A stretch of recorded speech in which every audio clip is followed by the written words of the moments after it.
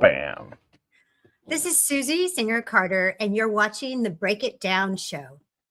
I love it. I love it. I love that I get to do this. I love that people like us are out there, and they call us the sandwich generation because we still got kids that we're dealing with, and we got these parents that we're dealing with. I'm doing it now. A buddy of mine who I make these ridiculous documentaries with, he has his lost one parent, has one in care facility. Had a phone call last night with another guy I'm working on the project, and he's like, "Man, you don't even know." And I'm like, "Oh, I know." It's we are doing it, and it is already so hard. So before we get fully into No Country for Old People and the challenges there, just internally for folks in our part of the world, the kinds of guilt that we put on ourselves, when you have this person that you love, and they are oftentimes so awful to deal with. If you have like a happy person who's got dementia, great. If you've got but every flavor, it is so challenging on us. And I don't know about you, but it just sucks a lot of time, wellness, and energy out of me when I have to go and fight all these various fights. Yeah, no, I mean, caregiving is no joke. Caregiving is one of the toughest jobs in the world, next to being a parent. But you kind of are a parent, so you sort of take over that role as being your parent's parent, or your husband or wife's parent, no longer your a significant other in a way. So it's very schizophrenic, because you're playing two roles at the same time, and it's very disjointing and very confusing and frustrating. And then, of course, I like to present the other side, that it can be one of the most rewarding roles that you ever play. Yeah. Yeah. So there's that. And I think that, if you're in it, if you're actually going to be there and be a caregiver, then you might as well find a way to make it pleasurable and enjoyable. And I promise you, and listen, there are situations, you touched on it, that people have contentious relationships that don't always, set up a great caregiving journey. That's true. But maybe there's a silver lining in that as well, which that's not the conversation for today, but it is a conversation. Yeah. There are a lot of challenges, and these things aren't in the book of adulting. So you go to your peers. Had you read Atul Gawande's book, Being Mortal, before you started on this journey? No, but it's on my list. It is on my list, and I haven't read it yet, though. Oh my gosh, I know it's so supposed to be like transformative. Yeah, it's powerful because he explains, life. Like I'm 54, right? And so one of the things he's like, they give a breakdown. Like when you get to this age, these are things that you cannot change. They are happening because your body is going to be different. And this is just for us getting older, not even looking at the folks who are already older. And like your esophagus shrinks, becomes less effective. You start to choke more. You have to be more aware of how you hold your head when you consume food.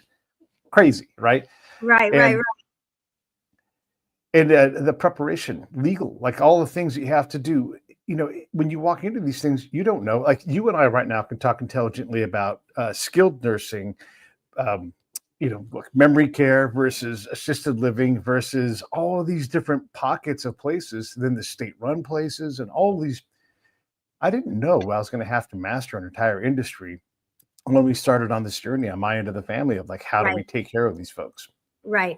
No, I mean, I do keep referring back to being a parent, because we also aren't given, the handbook.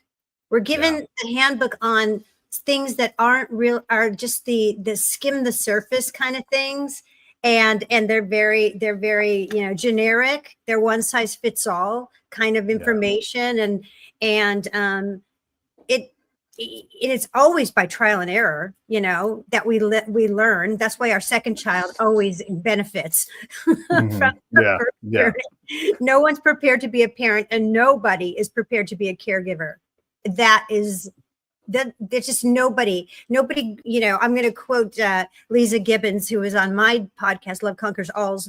And she said, no little girl wakes up, one day and goes, Mommy, I want to be a caregiver when I grow up. There's no caregiver Barbie, there just isn't. There should be. And I'm happy to design. but Yeah, but it's true, right? And then you have to be the better version of yourself because it's easy, especially if it's hard on the care side with the person that cared for you, and if they're incapable because the disease robs the best things from them. It is so hard to be patient, to be present.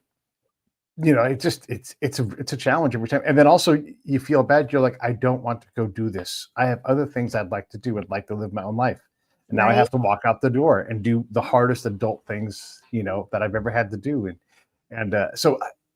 You could talk about that, but I was going to transition this Yeah. into at some point in your journey, you're like, oh man, I'm a documentarian.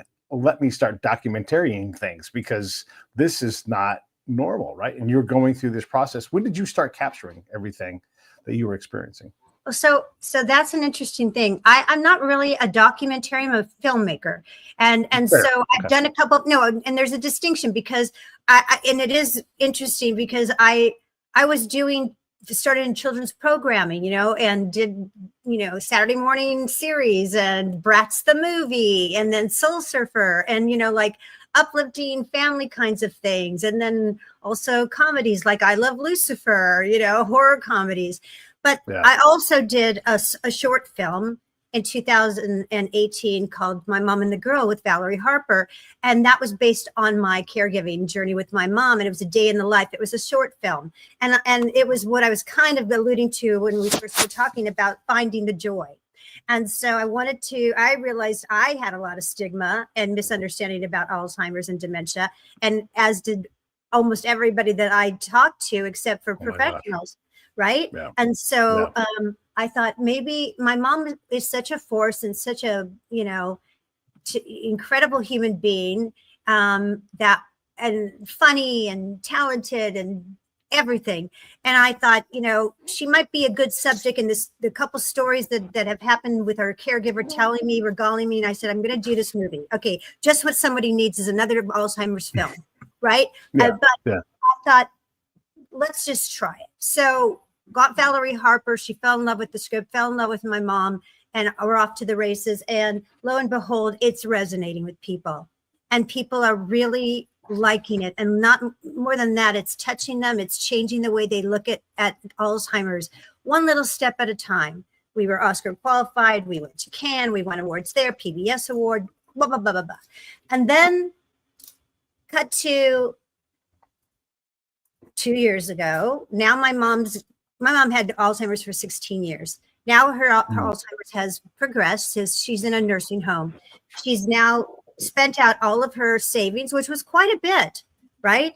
But when you have a long progressive disease, slow progressing disease, like it can be, you will deplete your funds. You will. There's just no doubt because our healthcare system is so expensive. And so indeed she did. And I felt very joyful about the fact that I got her into this 5-star facility here in Los Angeles that was, by all, everybody's reputation, had the reputation of being the best place. And they took Medicaid for some beds. And I was like, I can sleep at night. I'm so happy. This was like winning an Academy Award. I was so happy. And, then COVID struck. And then COVID,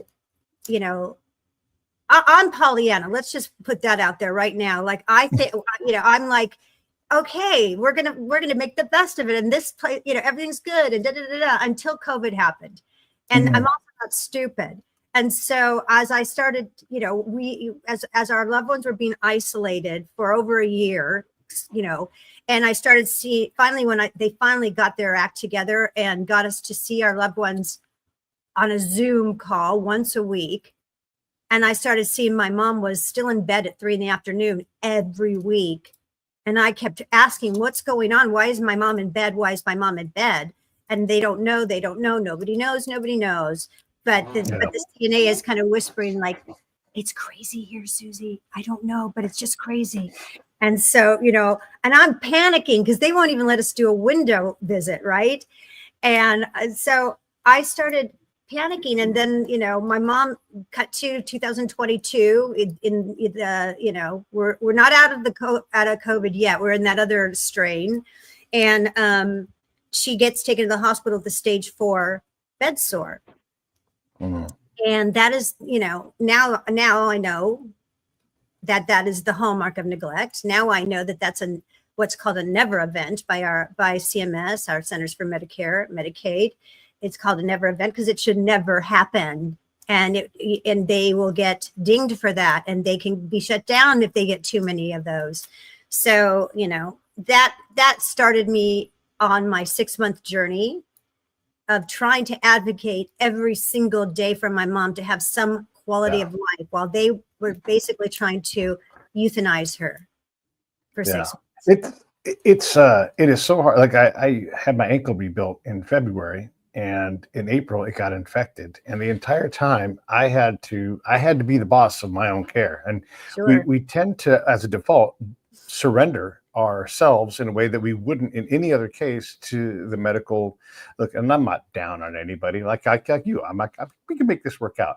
But I've learned that, like, hey, what are you putting in me? What is it going to do? What are the side effects? I don't care if it's a thing I took 12 hours ago. Same questions apply. You guys have checks in your end. I am the only check, and I own all of the outcomes. And now I have to do it for my parent. And that's why the Gawande book is so great, because you learn about a lot of this stuff and understanding what your loved one wants out of end of life things, how they want to live, what's important to them. I know for me, I want the early out. I don't want to be around. I've been to enough of these homes. I don't want to live like that. And anybody who lives in these places, you don't get to eat what you want. You don't get to eat when you want. You don't get to go where you want to go. And it's just, your life becomes the restroom when you want to. You don't get the dignity of that. You dignity lose all your dignity from the moment you walk said that in the film, and I'm like, that's 100% true. My neighbor, who was an old person, passed away, but they would have to call me to come pick him up off the floor. And here's this man in his soiled diapers laying on the floor, and all he has on is diapers. And I don't mind doing it because I love being able to help him, but that's where your dignity goes. So we all picture like our family being around us, laying there in a bed and then gently passing. We don't own that outcome, right? It is whatever it is. You don't know what kind of Alzheimer's or dementia you're going to have if you're going to be a dick to your kids, if you're going to spend all your money. These are all the realities of what you're describing, and the dignity thing is just one of many things. That your freedom, your dignity, your agency, it's all gone. Your agency is, especially if you have a cognitive disability because of the ableism. So your choices and your right, your human rights to make decisions for yourself, right? Like you saw the sizzle reel, I'm sure. Did you watch the whole thing? I don't know. I watched the whole film. Yeah, I watched the whole thing. Oh wow, God bless you. Well, then know that my mom was denied, water and food orally for no reason at all, and I could not get them to change their policy. It was our way or the highway. Yeah. And they weren't going to do it, not because my mom was going to aspirate, because she wasn't aspirating. They didn't want to do it because they didn't want to take the time, because that cost money and that takes staff time. And so I didn't know it at the time. I just kept thinking, oh, this is the process. So she's aspirating. Well, do we know that for sure? Because can we take a test? Is there, there's, we can call in a speech language pathologist, and you don't get it and you don't get it. And in the meantime, my mom is suffering. It is torture. Guys, can you imagine not drinking water for an hour when you're so thirsty? How about try 6 months? And gunk is filling up in your mouth and you can't swallow because there's gunk. That's more dangerous than if you aspirate on water. Yeah, this is all like exactly right. Like, set your mom's condition or anybody, old person's condition aside, that level of care. And this is where, like, I'm getting back to this thing. I call it Tupacing, so I'm like, hey, listen, either this happens in this amount of time, and I'm glad to be flexible on that time, but in the immediate future, you will accomplish these things. And, or out the door I go, and there goes that check, and you go on to somewhere else. Right. And you have to have, look, I'm not saying that's always the answer, but that level of determination to say, I'm going to do this. This is like, so when I was in the hospital with my infection thing, I had to stay for a week. And my general physician at the VA didn't make it to work one day because she wasn't feeling well or whatever. Right? That happens. And that delayed my departure. And I'm like, hey, I've been here for a week. You can have another doctor sign off on this, and here's what's going to happen tomorrow at noon. I am leaving. You Right. guys are welcome to figure out what you're doing, but I am walking out the fucking door. Actually, Right. I'm scootering out the door. Right. And that, because this is not administration stuff, that is on y'all. Here, I am the person who's been here for a week. I don't want to be here anymore. Right. So and it's hard. It's hard to know to do that. And I'm going to let you talk in a second here. No, it's When fine. you I'm taking it all in. When you have a pulsed, or because people think like DNR and that's where it stops. Like, no, there's specific instructions and what you want to do and how it's interpreted, and you're the advocate for your parent. And so when they say this is exactly an example. The other day, a parent in my friend group had to go into the hospital because they had to give her higher level of care, and she's on a very severe pulse where she doesn't want much extra stuff. And they're like, hey, we're going to do a blood draw. Nope. No, you're not. That's not part of what she's going to have happen to her. And they're like, no, we're not going to do it. No, nothing else. And next thing you know, she's got an IV in her arm. Yep. And it's like, see, you cannot. And so if you don't fight like a demon, they will do everything they're supposed to do on their end. And look, they're trying to accomplish something good. Or not supposed to do. Right. Okay. So yeah, and to include violating the pulse, you're not supposed to do that, right? So exactly. I'll let you go now. No, you're spot on. You get it. I mean, it's like, if someone doesn't have a voice, like you have a voice, right? So, but when you have someone that doesn't have, your traditional voice, they have a voice. People just don't know how to communicate it, don't have the time, haven't been educated, don't understand it, don't want to understand it. So unless I'm, a advocate is there to be the voice, and even then, what will happen is they have the power, especially if you're on Medicare and Medicaid, to say it's our way or the highway. You have nowhere else to go. No one else is going to take somebody with high acuity when you're already there. They've got you to this high acuity state, these comorbidic state, and now they're saying, we don't want to take out this feeding tube.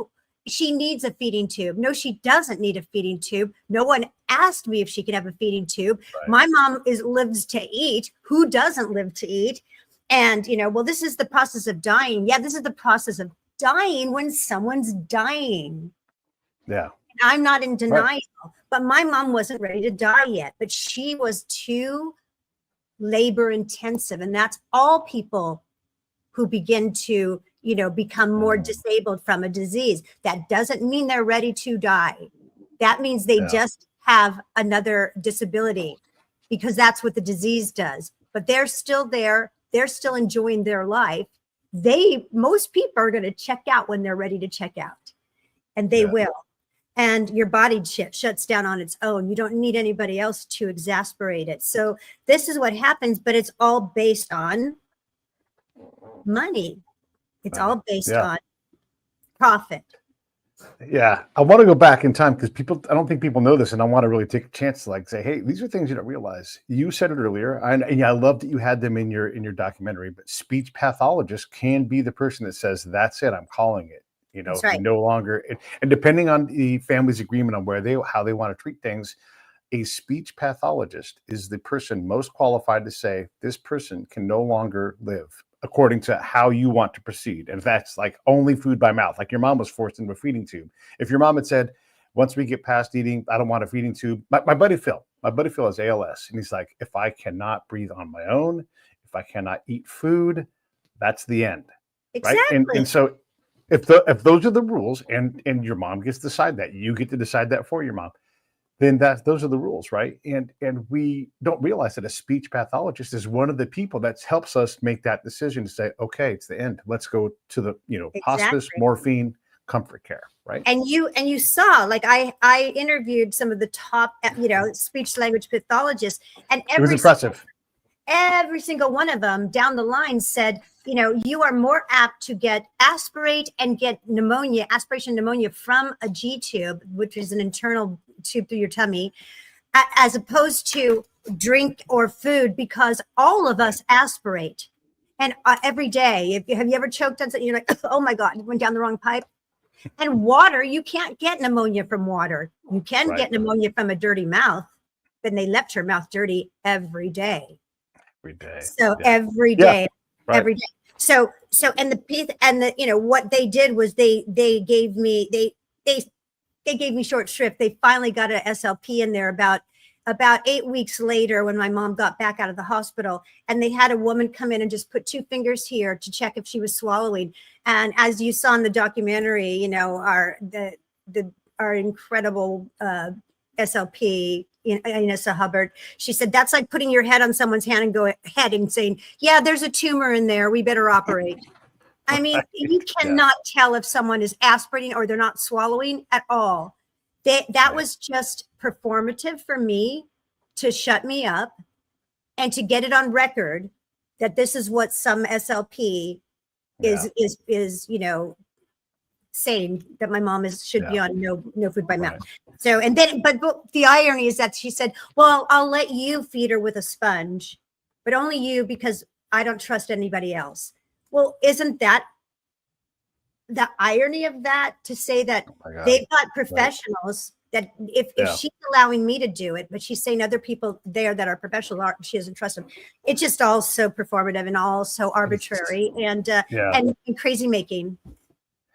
So I'm going to, again, there's so much in this, and I so love that we get to have this conversation, because folks don't understand what this all means. So when your parent, your loved one starts to fail mentally, sometimes that's just old age. Sometimes it's, dementia, and they start to become, have less capacity. Yeah. And you go to the doctor, and the doctor wants to give the patient agency, and so like, oh, they're fine.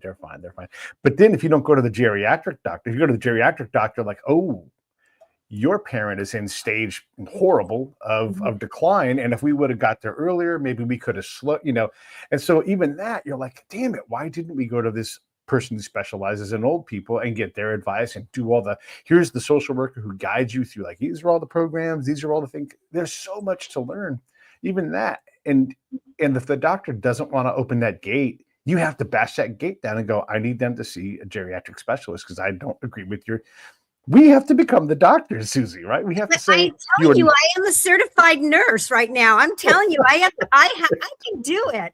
There is no doubt in my mind. The trouble is that, so I always use the reference, it's like Benjamin Button, right? So we, on both ends of our life spectrum, it's very similar, only one is aging up and the others are aging out. Okay. Right. But there's so many similarities in how we communicate with, a child, a baby who doesn't have their voice yet, as we do with people who have also, like with Parkinson's or Alzheimer's, whatever, strokes, who can't articulate verbally, but they articulate in so many other ways if you just learn how and are attentive and take time to lean in. It's really not hard. It really isn't hard, but there's so much ageism. There's so much bias against older people. There's so much devaluing of us as we get older. And we fight that. So it's like, well, and I hear it. Well, you're not young anymore. No, you're not young anymore. It's like, I'm not old either. But anyways, don't tell me that, because I know how old I am. That's just an excuse to say, well, let's not deal with that. That's just going to happen. No, that's not correct. There are things that happen, but you can make your life quality and deal with those situations. But there, you're over 75 or you're over 65, but if you're over 75, forget it. Your life is not valued by our culture. And so there's not a lot of resources. Right. And the resources that are there have been there are entities that have learned to game the system, and so that money is no longer there.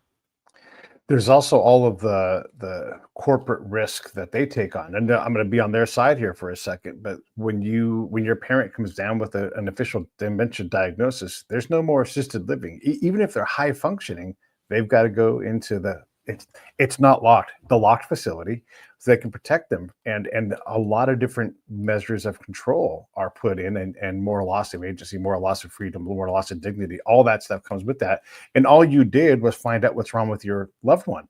And you're like, so we reached a point, this is a friend, this is not someone I'm going to talk about by name, but they reached a point where the way the parent was behaving, it was no longer safe for anybody from the family to be around, because if anybody else heard what was being reported as going on from the person with dementia, and if you believed it, all of a sudden the law can get involved because they're complete fabrications of what reality was, right? And so you like realize, oh my gosh, I am now legally in peril because this person I love who would never want to harm me isn't capable of understanding what the truth is, and people don't understand, like sometimes dementia is just, you live in a fantasy world at times and you can't discern between the helicopters that are not coming in, the people Yes. that are not robbing you, and actually the people who are robbing you. Yes, yes. It happens with Parkinson's. It happens with a lot of diseases.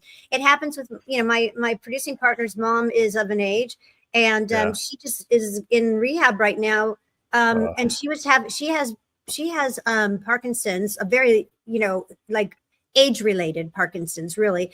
And she Right. had over the past week, she was in the hospital. They didn't know what it was because she was hallucinating, like saying, like seeing things, and really, and she's very. For her, she's 90 and she has normally a memory like a 30-year-old. I mean, Right. she's incredible. And she was really acting wackadoo. And, my partner and I having immersed into this culture of elder age care, older, we knew the first thing that he brought it up and said, well, have you given her, a UTI test? Because that is, that's one of the Right. when you have a bad UTI, you can hallucinate. That's just a Oh my fact. God. And guess Yeah. what? They didn't give her a test, a urine test, and then they did. And guess what she has? A massive No. UTI. And This is why we're part of the medical community, right? We know that once that Uh-huh. UTI hits, and look, they're like little kids, and so of course they don't wipe properly. Of course they wait to, all these things. Of But course if they they're wear diapers. incontinent, if someone's incontinent, like you said, your body starts breaking down, you're incontinent. And by the way, folks, incontinence can start in your 50s. And do you want to die just because you're incontinent? No, you don't. There is a way to deal with it with dignity.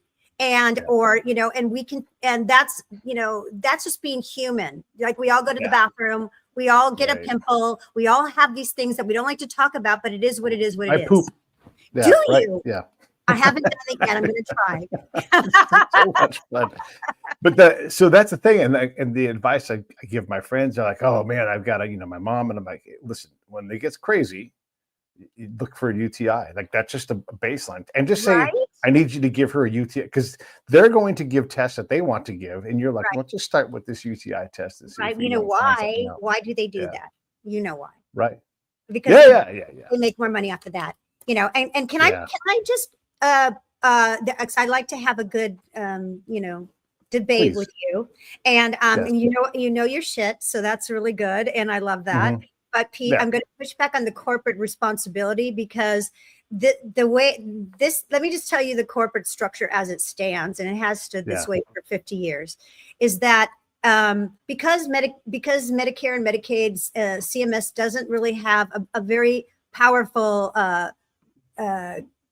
oversight, organization that can do a lot of very, true oversight, true enforcement of their regulations, and really penalties that would stop the kind of corruption that's going on. There's just too much corruption and not enough oversight, and people are looking away. And there is a hugely strong lobby, a nursing home lobby that has works very hard to keep everything status quo, because there are billions and billions and billions of dollars at stake.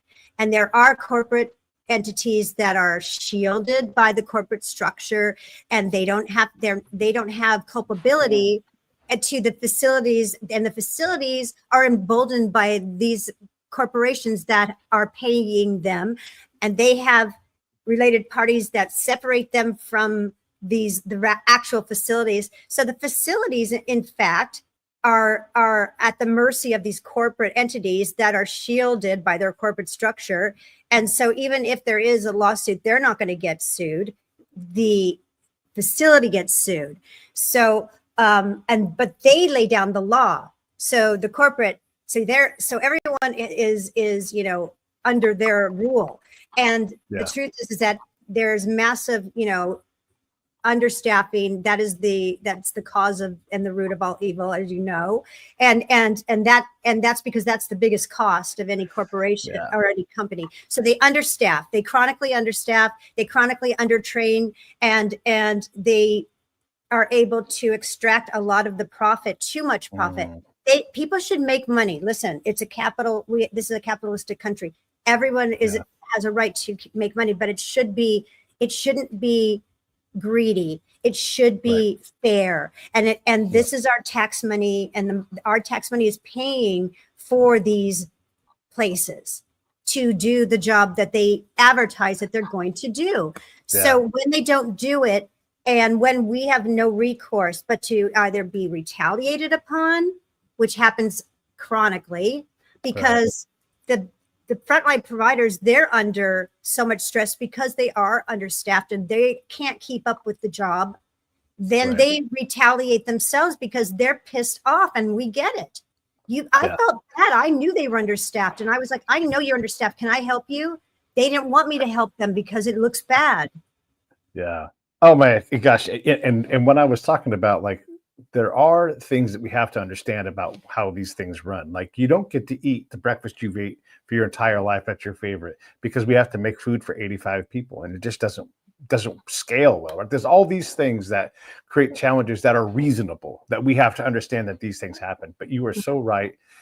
In your documentary, when you guys switched gears, you started talking about how they structure the companies to make the facility look like it's broke to get more money. Man, we all have problems with that. And by the way, these families are giving away all of their assets to care for this person. It is hard. It is expensive to care for someone.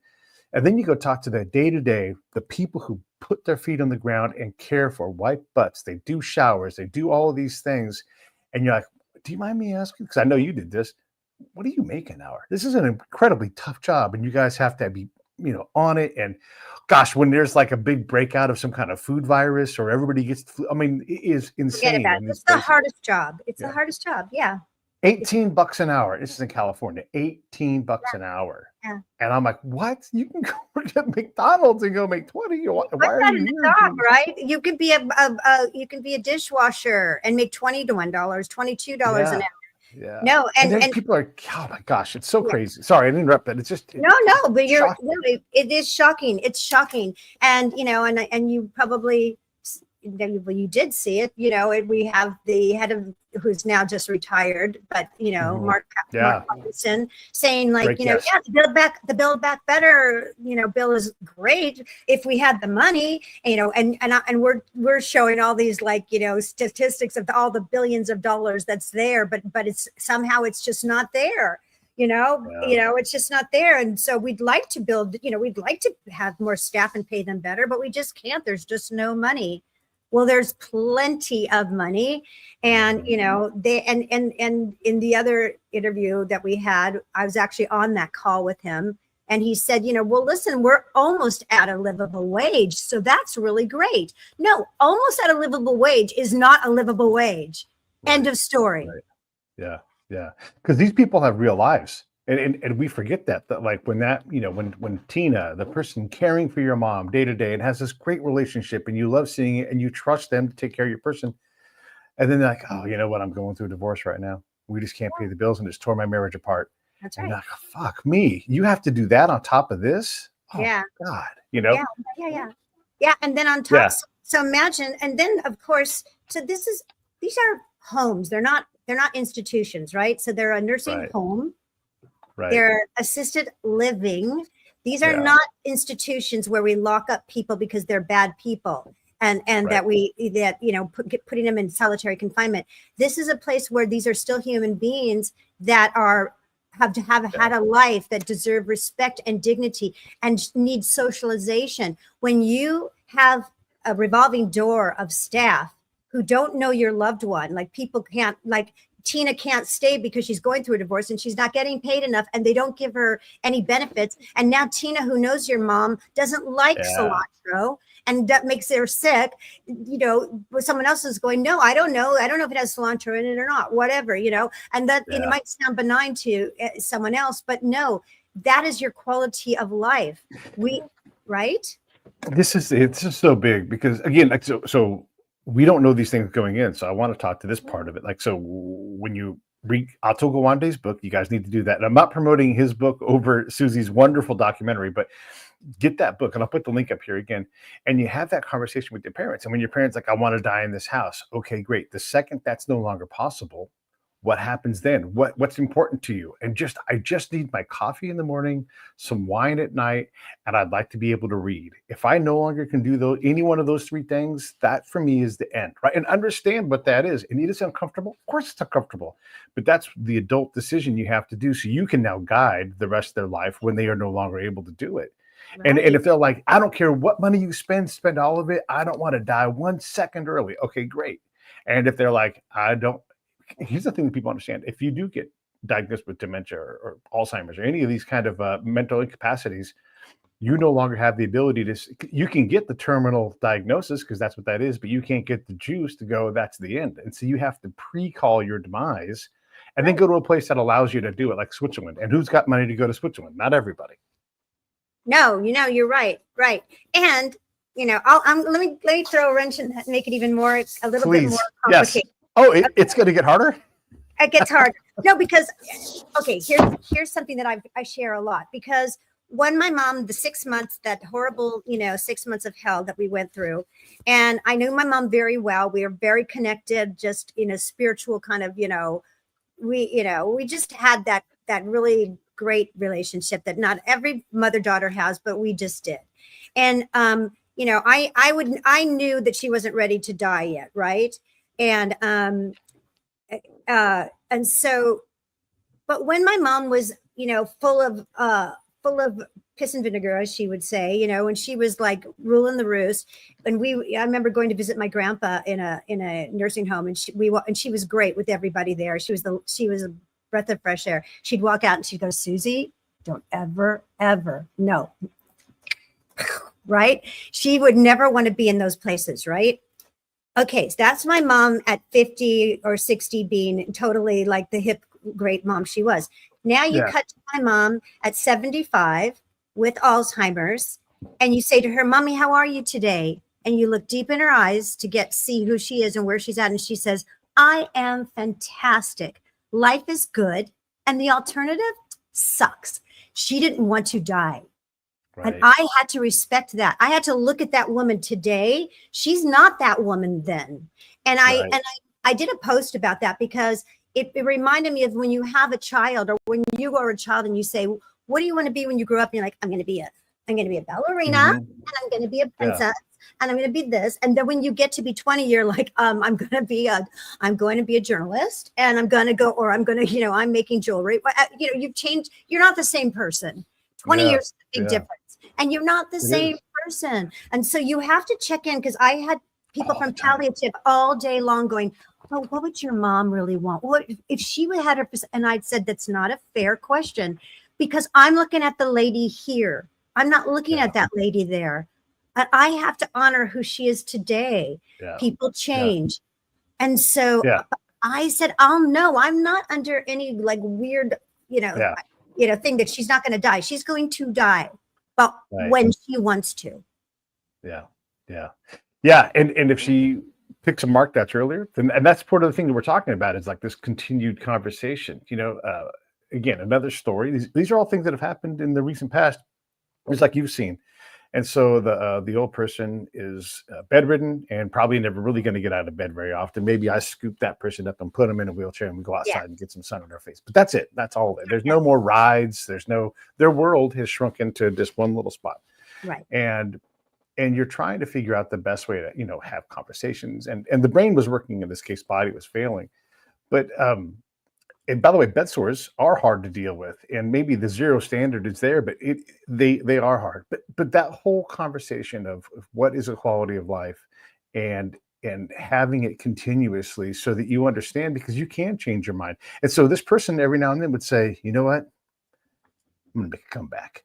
And now it's like cue Eye of the Tiger, or 9 to 5, depending on who the person is. I'm glad to bed.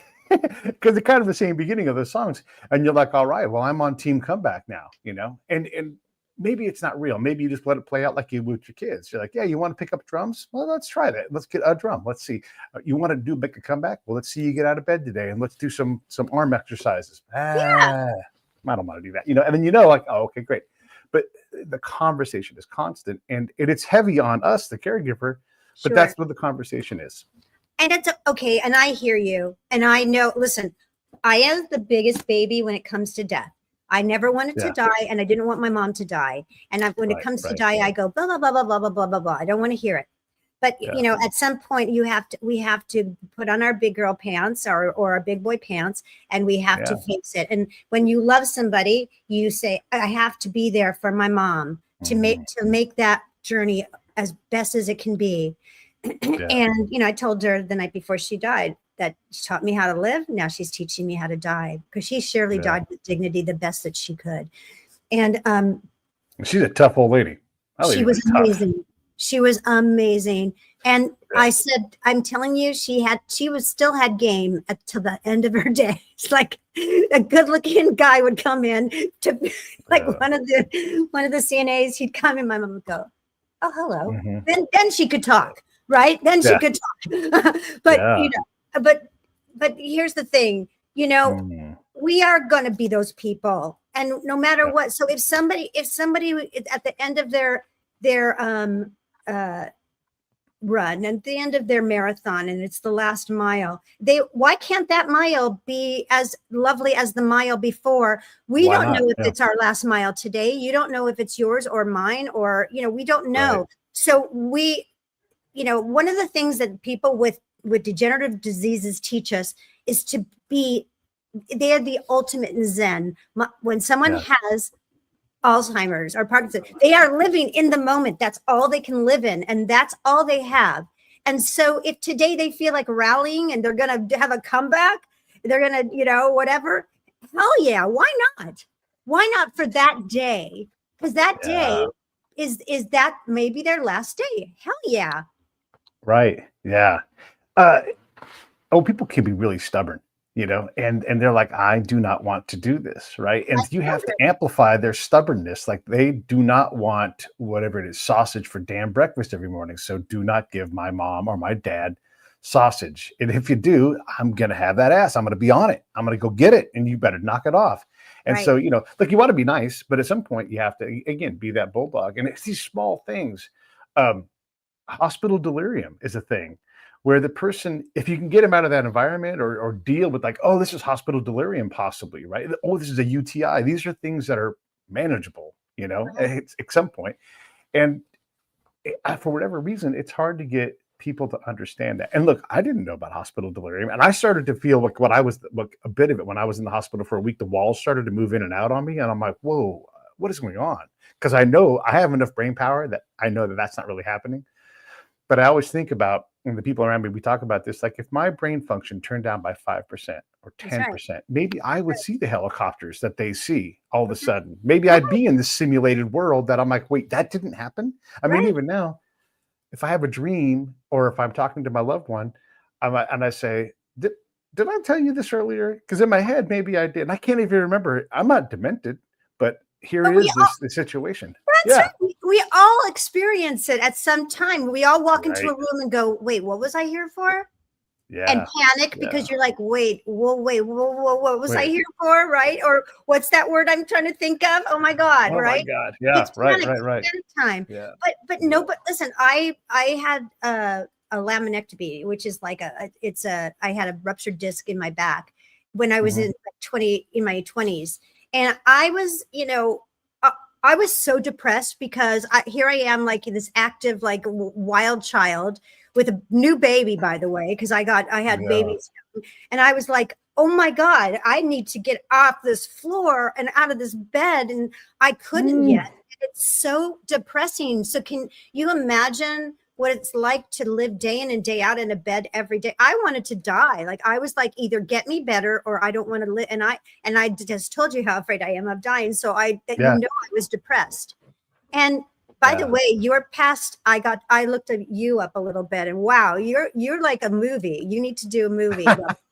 But that's a whole other story. We're going to talk about that. Nurse because it's so fun to talk about. Yeah. Can you I know, can I jump in on what you're talking yeah, about though? Because like you get so wrapped up that you forget like the most obvious thing, like, oh my gosh, this person's probably depressed. And the answer is like, maybe a pill, maybe some therapy. how But if about the some person singing? is How about some yeah, singing a song? How about right. coming in and going, hello, I'm here. Da, da, da, da, da, da, da, da. I used to do that with my mom all day long. Yeah, I'd put on some right. Neil Diamond. I'd put on her, Andrea Bocelli, whatever. We'd go to town. I'd do a Oh, full concert. And mom was yeah. like, already at that point, I have a big smile, as you saw. You could Yep. see her smiling. You could see her kissing at me like that because she's loving on me and she's happy. And Hmm. and you see the difference, and that's Yeah. all. That's what we should do. That's what it is. And by the way, I'm telling you, I know that feeling of going, I have things to do, I have a life, I have this and that. But when there is nothing, and I mean this, there is nothing more rewarding than being a caregiver. And I'm a Hollywood girl. I'm born in LA. I love to make movies, and I love to go shop and be with my friends and have parties and all those kinds of things that we all want to do. And I love to be creative and work on my projects. But I learned so much. I'm such a better person for being a caregiver. I'm a Yeah. much better person. And anybody that does it is a better person. I promise you that. Yeah. It Yeah, just you're is. forced to be a better version of yourself Yeah. and to look at like I'm looking at this person that we're taking care of and I'm like, at this point in time, I started judging this person. And then I go, oh my God, why am I judging this person? They have this disease. This is not them. This is the disease talking. Right. And I have the ability to do that. And by the way, go back to the depression thing. I have my own depression. I have my own therapy. And I know how hard it is for me to do all of the steps I've got to do to take care of myself. And if you are incapacitated even a little bit, or if you're just too depressed to even bother, or you don't want to get out of bed, like, I get that. How do we change that? How do we look where we live? We drive 10 minutes to the west and we're at the beach, And so let's go get whatever cocktails and let's go sit at the harbor and let's do that and you Right. eat out of that environment, right? You took your mom out of the place, and I love it. Like, get them out of there for a while, let them get a break, let Yeah. them, when they see you, know that break is coming. And okay, look, it was COVID time, right? But in general, get your loved one out, right? We try to do things that our special person can handle. Some things they can't. Sometimes we overshoot. We're like, oh boy, that's too much. But what is the sweet spot? And looking for that sweet spot, that can also be fun. Yes, and here's the other thing. We often protect our loved ones to death. We protect them to Mm, death. And one of my mentors, colleagues who's in the documentary, Dr. Power, who is a geriatrician and mhm. also an amazing keynote speaker all over the world about dementia and person-centered facilities, because we do lock doors. Well, by the way, Mhm. the fact of the matter is that people with Alzheimer's and dementia often want to escape because the door is locked. So Right. would you. When they go, that's why I took my mom out of memory care, because she was only in there for 2 weeks, because she'd go up to the door and it's locked and she'd go, why the hell is the door locked? Why is the Yeah. door locked? And Yeah. that stimulates them to go, I'm not in the safe place. Why am I locked up? I don't want to be locked up. No one wants to be locked up. And the Yeah. truth is that yes, some people wander, and maybe there has been some, bad outcomes from wandering. But should everybody have to suffer because one or two or three bad things have happened? Like, I'll give you another Would you example. sign a waiver that if your mom had wandered and gotten injured, would you sign a waiver to absolve the corporation for Yes, responsibility? Because this I, is one of the reasons why they do this, right? Because they get sued, yes, or their lawyers fear that. that's Yeah. right. Yeah, that's why they wouldn't feed my mom. And I kept saying to them, I will sign a waiver. Let me Right. sign a waiver. They didn't want to do that. So Yeah. the truth is Yeah. that, Which turns into a lawsuit. You're like, well, you wouldn't let me care for my mom. So now I'm going to right, sue you. Yeah. right. So, I mean, but Oh, the point is that, yeah. when Al talks about this other story, which is just an example, and it's such a great metaphor, is that, a family where they were, visiting new places to possibly put their loved one in, and they came to one of the outdoor places, and it was like a gorgeous courtyard, and they went to go outside to see what it was like, and the door's locked, and they go, oh, is there a key for this door? And they're like, oh no, no one goes out there. Why? Oh, well, one of the residents came out there once and fell. So now nobody can go out because nobody can go outside. So now they're stuck indoors because they might fall. So what if they fall? It's like, so what if your child falls and scrapes their knee? You're not going to put them on the freeway and stick them out there and go run, but you have to, there's a certain amount of risk that we take to have a better quality life. And we should be able to say whether we want to take that risk or not. And when you protect people to death, which is what they did during COVID by keeping people in their rooms and with no social interaction, that's torture. But they were protected from a disease that nobody else was stuck in a room by themselves. I don't know if you got this, if you picked up on this data, but this is my favorite thing to share because it's so staggering that over 200,000 residents of nursing homes died within the first 6 weeks of COVID. Yeah. Because not from COVID, not from comorbidities, but from isolation and neglect. And that number is staggering. You've been in wars and you've fought and you've seen it, right? How many people died in these wars? This is staggering and nobody's talking about it. Yeah. Let's say a person a day would die in Iraq at a time when it wasn't very hot. Someone's dying every day. And most of the time it was either like a car accident or some kind of crazy accident, and a lot of suicides. A lot of people just couldn't take it anymore.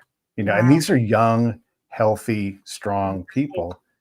And they're, so. And that's called failure to thrive.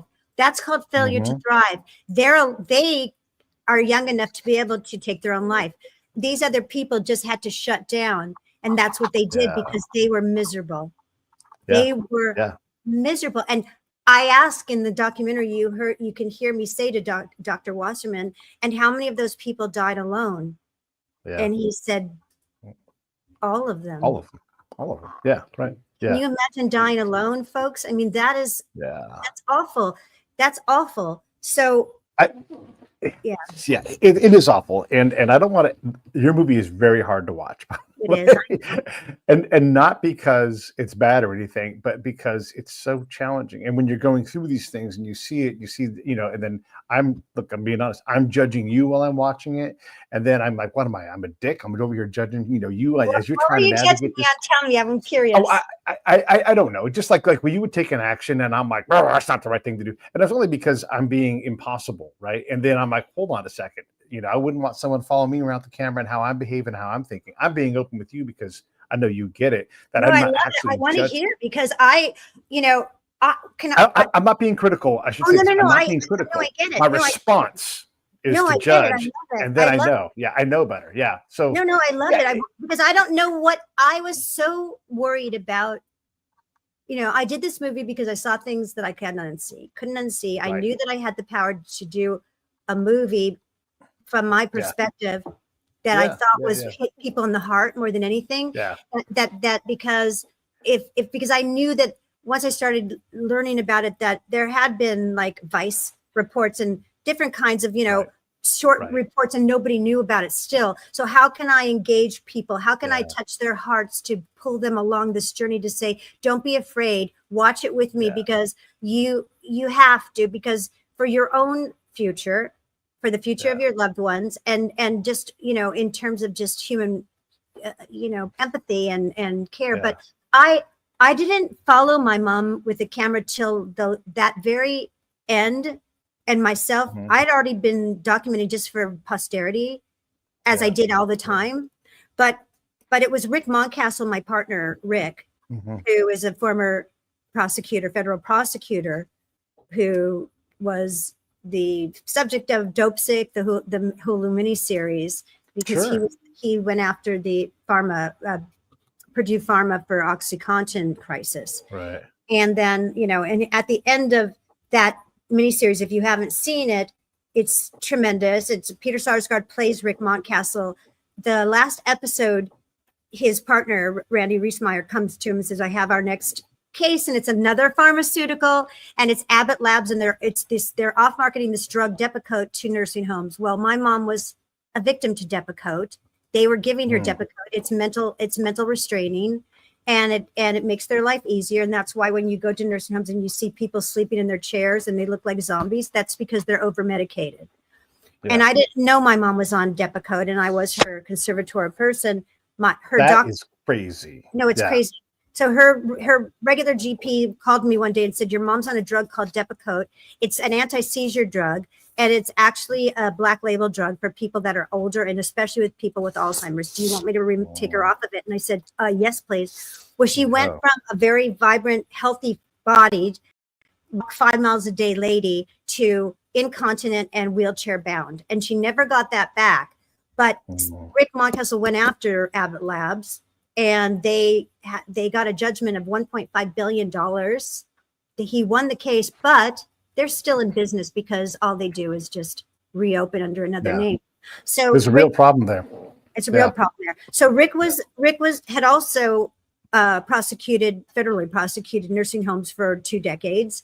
And although he won his cases, he said he never saw any change, and he happened to be retiring 2 years ago. And I had him on my podcast to talk about chemical restraining, what we can do about it. And then I was going through the throes with my mom, and he was the first one to tell me, this is not a one-off. This is not just you and your mom's facility. This is a systemic crisis. Right. And he threw his hat in the ring to do a documentary with me. And he said, you should start documenting everything. So it was him that said, you must do this, because he had already had 2 decades of experience and said he was sick and tired of it. Yeah, it is, look, we have so many things. We're a nation, we're a complex place. It is so hard to govern us, but we have so many things like this. We're like, well, what is going on? And then, is the government the answer to this? Can they mandate minimums? And then they work around that, because that's what systems do. They fight each other, right? So I don't even know, but it is gross. It's terrible that people have to be held in these conditions, get bed sores, not get the care they're supposed to get, or whatever it is. Like, we all understand delay and challenges, and maybe we're shitty about that, but it's the other stuff. Like when your mom had to go be in that non-air conditioned room, and this sounds like bougie, but it's a hot place, and you have to have fans all around her, and everybody else has air conditioning, but because they can't maintain their own shit, your mom had to be in a place. And when they come back to you and they go, oh, we got good news, your mom gets to stay in the non-air conditioned wing. I'm fucking crazy. Oh, that's crazy making. That's the gaslighting. And now you're so tired and you're so in crisis that you're like, your bar starts lowering like it does when any kind of situation like that. And you're like, okay, well then maybe I'll, right. And it's like, okay, I'll have to choose my battles here. I mean, and this was a 5-star facility. You saw the floor, and you saw how gross it was. It was gross. These places are hard to keep clean. People got to understand this. They're hard to keep clean. So any amount of not keeping it clean is going to get nasty and dangerous fast. Dangerous. Right? And I know there's challenges, but guess what? There's challenges in pharmaceutical companies, and there's challenges in hospitals. There must be a level of standards that they have to adhere to. They can't open their doors and say, we're going to take care of your loved one with this ability. This is what we do, and not fulfill it. Then close your doors if you can't do it. But don't tell us you're going to do it and then not do it. And what I'm saying about the understand, there's a lot of messes to clean up. So you, the care, not you, I'm pointing at the corporation. You have to have enough maintenance people. You have to have enough people to clean things. And if you don't, get out of the business, right? That's what it costs to do it. Charge what you have to charge, but the floor should never look like that. Yeah. It should never look like that. And you shouldn't be understaffed. And you should be able to, and I do understand that don't get me wrong, I get that bed sores can happen. When I was laying in a hospital bed, I had a boo-boo on my side from lying on one position that didn't hurt. It wasn't an open sore because I was young, but and that's what I thought a bed sore was. I had no clue how bad and how egregious they are. And so I had no idea. But Yeah. any nurse, and you saw the nurses that I interviewed about that and the specialists, it's like once you see that beginning to occur, you take action. And there's ways there's all kinds of countermeasures. Yeah. But to get to stage 4 and then to say it didn't happen here, and they're just throwing, and we're not going to tell you about it. We're not going to tell you keep about a it. secret. And Second we're not going to one. report Oh my it. God. And we're not going to report it because that's going to go against our records. And we're not going to agree that it happened here or we're not going to be culpable to it. We're going to say it happened on the way from our place to the hospital. Oh, yeah. Well, listen, we've been at this for an hour, and I hope folks understand that there's a lot of pieces in this. The movie is called No Country for Old People. I know that you've not quite figured out the distribution part yet, but where do you anticipate it being released at, and when do you think it's coming out? Right. Well, okay. So here's something interesting. We're doing a very short stint at the end of December in Gardena. So if you are in LA, you can go and see it at the Gardena Cinema between December 22nd and December 28th.